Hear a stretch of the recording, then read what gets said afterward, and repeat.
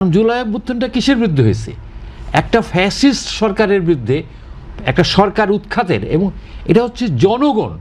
আপনার 111 তো জনগণ করে নাই, 111 করেছে কারা? মানে চক্রান্তকারীরা 111 করেছে। আমার সামরিক বাহিনীর একটা অংশ তার সাথে যুক্ত হয়েছে। 8-এর নির্বাচন যেটা সাজানো, যেটা জুয়েল সাহেব বললেন, এতে কিন্তু মানে এটা বাংলাদেশের একেবারে গ্রাম পর্যায়ে সাধারণ মানুষও জানে। কারণ 1-11 যেটা হয়েছিল সেটা যেটা বললেন সেটা হচ্ছে যে -2 ফর্মুলা নিয়ে। তো এইটা দেশীয় ষড়যন্ত্র নয়, দেশীয় এবং আন্তর্জাতিক চক্রান্তের একটা ব্যাপার ছিল। আসলে আমাদের দেশ নিয়ে তো ভৌগোলিক মানে আমাদের দেশের ভৌগোলিক যে অবস্থা, ভৌগোলিক অবস্থার কারণে অর্থাৎ ভূ রাজনীতির এই অঞ্চলের ভূ রাজনীতির ক্ষেত্রে বাংলাদেশ কিন্তু খুব গুরুত্বপূর্ণ। তো এই সমস্ত কারণে খালেদা জিয়ার একটা সাফল্য ছিল। কারণ খালেদা জিয়ার যদি সাফল্য, প্রথমত আমার ভাই যেটা বললেন, মানুষের ক্ষোভ ছিল তার দ্বিতীয় শাসন আমলে। যে কোনো সরকার থাকলে মানুষের কিছু ক্ষোভ থাকবে, দাবি থাকবে।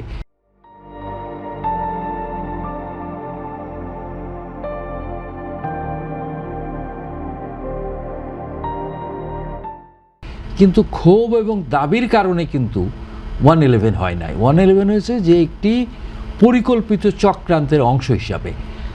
এবং আপনারা যদি মনে থাকে, 2 নেত্রীকেই কিন্তু গ্রেপ্তার করার চেষ্টা করা হয়েছে, মানে দেশ থেকে বের করে দেওয়া হয়েছে। শেখ হাসিনা চলে গেলেন এবং যাওয়ার সময় এয়ারপোর্টে কি বলে গেলেন যে তারা মানে ভবিষ্যতে ক্ষমতায় আসলে তারা মাফ করে দেবেন, উনি এয়ারপোর্টে বলে গেলেন।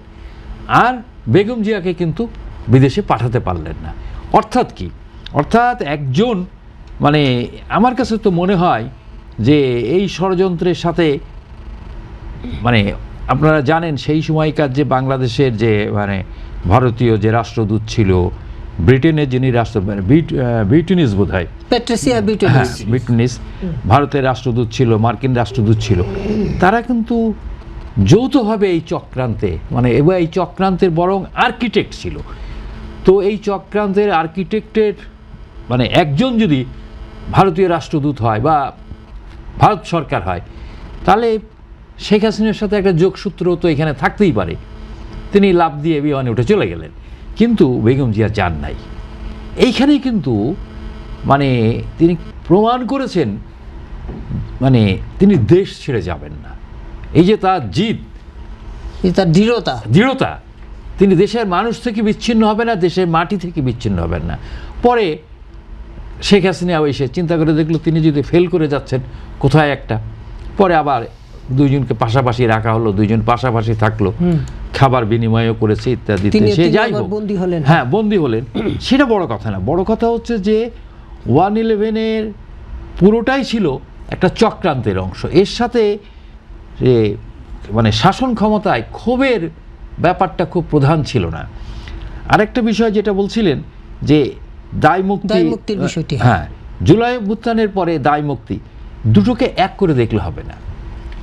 দুটোকে যদি এক করে দেখেন তাহলে কিন্তু বাংলাদেশের ইতিহাসটাই নতুন করে লিখতে হবে। কারণ জুলাই অভ্যুত্থানটা কিসের বিরুদ্ধে হয়েছে? একটা ফ্যাসিস্ট সরকারের বিরুদ্ধে, একটা সরকার উৎখাতের। এবং এটা হচ্ছে জনগণ।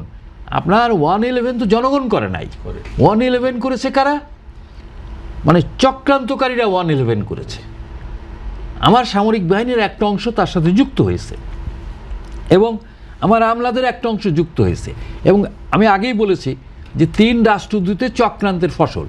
কিন্তু জুলাই অভ্যুত্থান যেটা জুলাই আগস্টের যে আন্দোলন অভ্যুত্থান, এ তো ব্যাপক অভ্যুত্থান, সাধারণ মানুষের অভ্যুত্থান।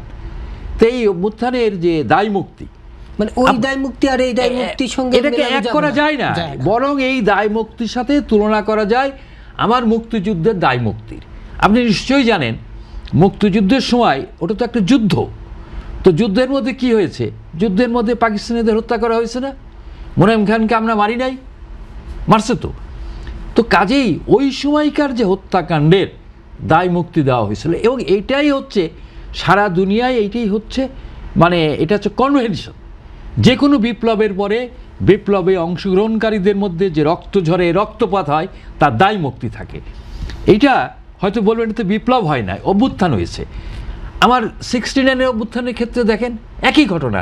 তাহলে তো 69 সালের অভ্যুত্থানের নায়কদের আমরা পূজা করি, মালা দেই, মানে ত্যাগের নায়কদেরকে সুরক্ষা দেওয়ার একটা সুরক্ষা জায়গা দেওয়া, আছে। এটা জাতির দায়িত্ব। কারণ এই অভ্যুত্থান জাতি করেছে, কয়েকজন যুবক মিলে করে নাই।